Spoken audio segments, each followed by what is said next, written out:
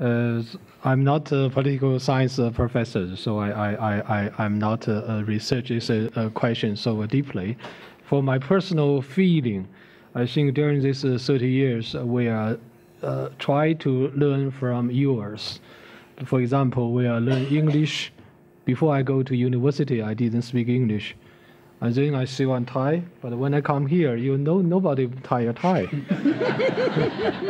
So we always follow up you, but you will change too quickly. But never give us the right information. Because when I read the material, you said the business casual. We don't know what is business casual. I think this is business casual. So business is very formal. Casual is not formal. So two words together. So we are Chinese don't understand. Okay. Yes.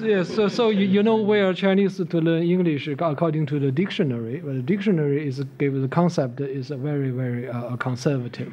So maybe 30 or even 50 years ago was English.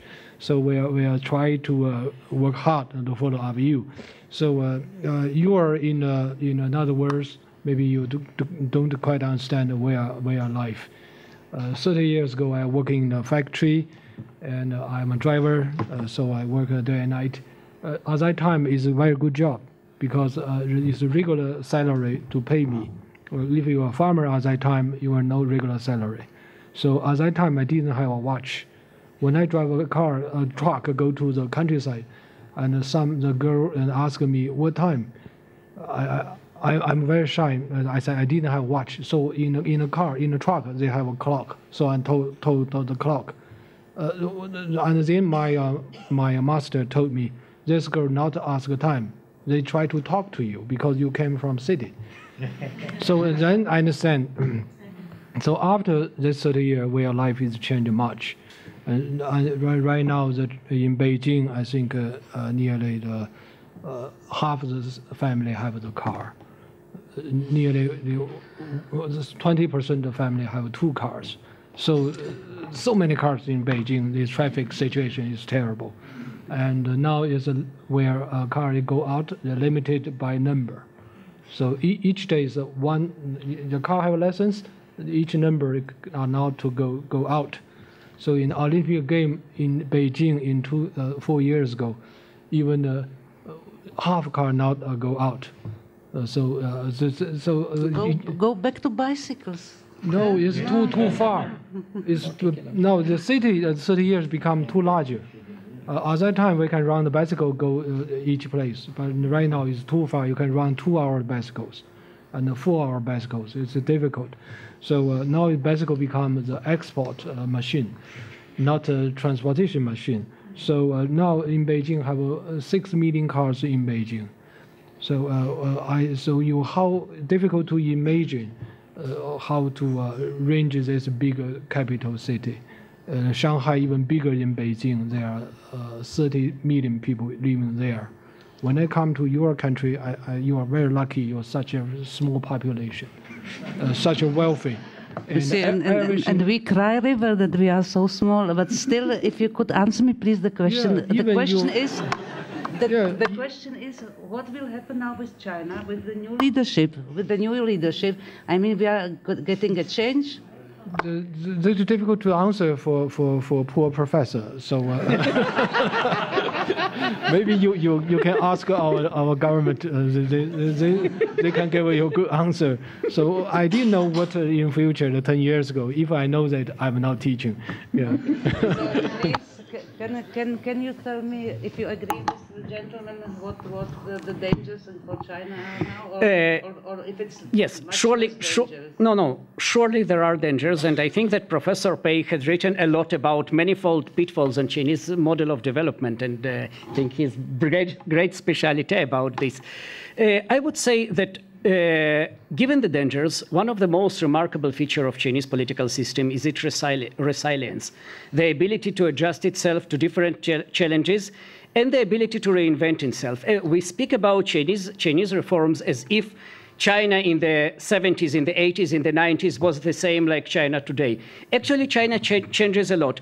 There is continuity, sure, there is one powerful governing communist party, but the adaptability of China to different demographic, to different environmental challenges is quite remarkable. So I would say, yes, there are huge challenges ahead of China. If Chinese government fails, and Professor Pei is absolutely right, if they fail big.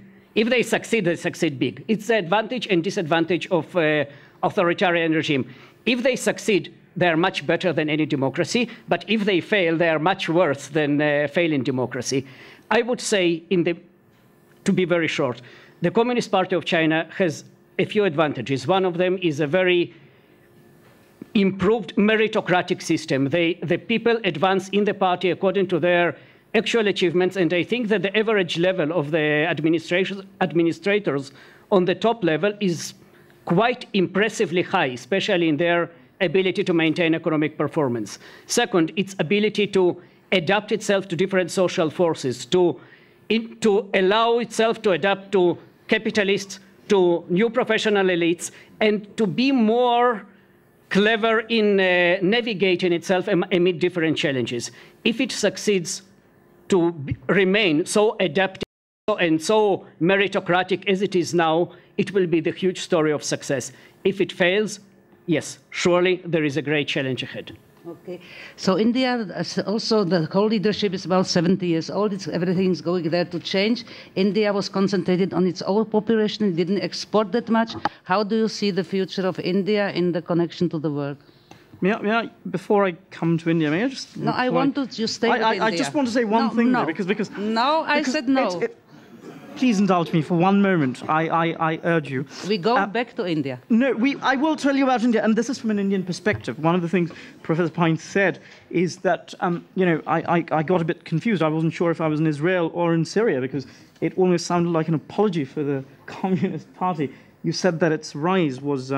you said even on its peripheries there was no violence.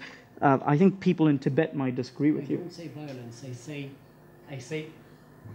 I told there was no missionary activities. I think there is missionary activity. And I speak about traditional China, not about Maoist China colonized Tibet, and that is quite missionary when you're colonized.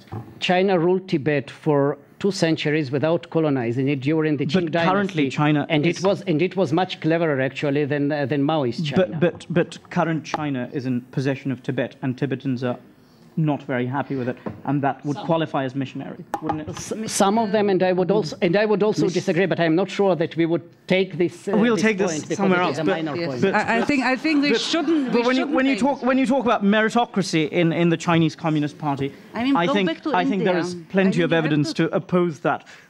Coming back to India, I think India and other democracies, Professor Pines talks about Chinese Communist Party and its meritocratic credentials.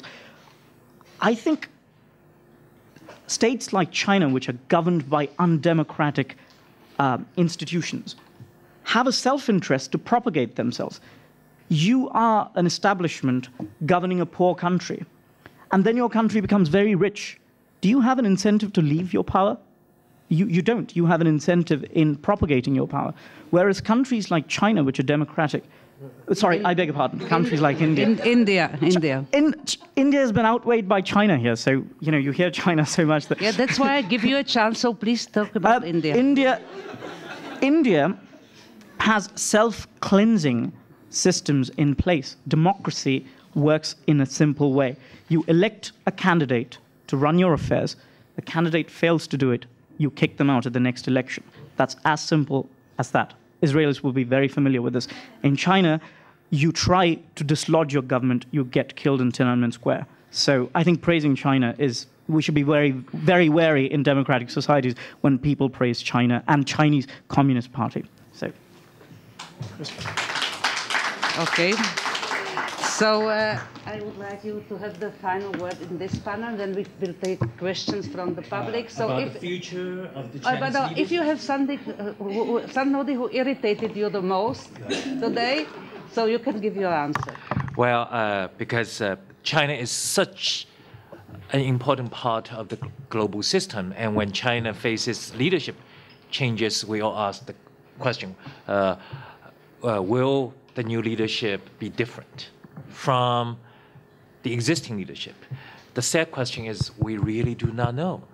But the fact that we do not know actually raises another question. How come that we know so little about the incoming leadership of one of the world's most important That was countries? one of the questions, that we have no idea, actually. Yes. Because in democratic societies, leaders typically tell you what they want to do before they get elected, and of course, after they get elected, they don't do what they tell you. In China, it's the other way around. Leaders, before they get chosen, they tell you nothing about what they want to do. So you really have absolutely no idea. But I would say that if you look at China 10, 15 years from now, will leadership actually matter? The record of one-party systems does not inspire a lot of confidence. The world today, the most successful countries in the world today are not one-party regimes. One-party regimes succeed for a while, then they crash and burn spectacularly throughout history. And I don't think China will be an exception. So if you look at the history, you have to worry about the future of the Communist Party. And that means that the world probably in the next 10, 15 years will have to deal with a political transition in China that will come very suddenly because no one-party system has lasted more than 74 years. And the Chinese Communist Party has been in power for 62 years. So you look ahead, it's actually changes coming. And you look at how wealthy China is today. China, most of the countries that are wealthier than China are democracies, except for oil-producing states. So China is in a group of countries that should become democratic very soon. So if I were the leaders today coming into power in China, I would be very, very worried. Thank you. Okay, now we have about 20 minutes for questions from the public. So please put your questions very short, and you will get short answers. Don't make any speeches, because we have a lot of people who want to ask questions. So please, short questions. We will pass a microphone. You have a microphone. Somebody is passing the. Okay, so you can direct it directly to the members of the panel, and please, questions short and answers short. Всеволод, I'm from Russia. I have a question to Mr. Min Sin Pei. I wanted to ask about China's plans on dealing issues at the ecological front, because its economical and scientific growth is undisputable, but there are some disturbing news about the state of ecology in the China, and won't it undermine its growth in the future?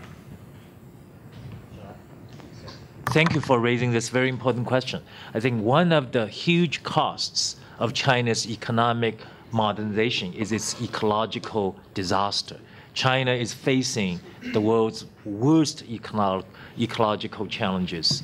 750,000 people every year die of air pollution and water pollution. And so far, what the Chinese government is doing, part of it is the right approach. I think it has invested a lot of money in clean energy. That's the right approach. But it is not changing the model of economic development, which puts so much pressure on the environment. And unless China changes the way it uses its water, changes shifting from burning coal to something else, I just do not see how China can clean up its environment. And of course, stop driving. Because China is a country where automobiles should have a very limited role. I'd like to ask Mr. Komireddy why he thinks India has a self-cleansing political system when the biggest challenge the government appears to face both at the federal and the state level, is the endemic level of corruption. And the fact that one family has held on to power through various means for 4 generations. I'm not going to state what the stated wealth was told to me of the Gandhis, but I think there's an intense amount of hypocrisy in looking at India purely as a democracy when there's so much political corruption, particularly at the state level. There are two questions, 2 answers to that. You talk about corruption. You are probably aware of it because of the backlash against corruption. There are epic rallies. Yes, epic rallies against corruption, and most of the corrupt leaders are presently in jail, and there will be prosecutions. That is what I meant by a self-cleansing system. India came into existence 60 years ago. It's 60 years old. 60 years later, in 60 years, it has conducted 10 general elections. It has given democratic rights to people who never knew them for about 3,000 years. For the first time, it has given them. I think when we place those expectations, 60 years, in 60 years, India has given more rights to more people than China has managed. So there is the incentive of democracy. And when you talk about the Gandhi family, I'm not their spokesperson, but the fact that you're born to this particular womb of Gandhis should not disqualify you from holding power. You go, you file your papers, you fight an election, and if people want to elect you, they will elect you. And if you lose an election, which Indira Gandhi did in the 80s, you lose an election. That is also democracy. I hope that answers your question. We will. I have the mic. The name is Ntense from Nigeria, and I think I should direct it to Yuri Pine. Would you give your take of China's attitude or zeal towards Africa currently? What's your understanding of why that is so? And if it's not you, somebody else on the panel could take it.